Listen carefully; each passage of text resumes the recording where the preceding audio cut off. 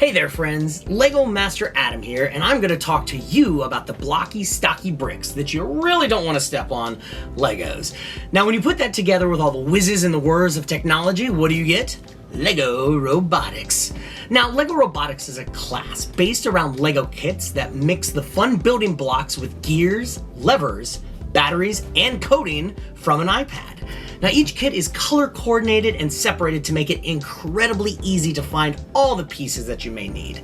Now at the beginning of class, students are broken up into groups of 4. They're handed a kit and an iPad for their project. Now these projects can range from 30 minutes up to an hour to finish, and that's okay during this time because kids are learning everything about how all the Lego pieces connect, how the coding works, and how to work together as a team of engineers. Now each project will also give you detailed step-by-step instructions on how to build whatever project that has been picked. And at the very end of the build phase, the next step will be learning some of the basic steps on using block coding on the iPad.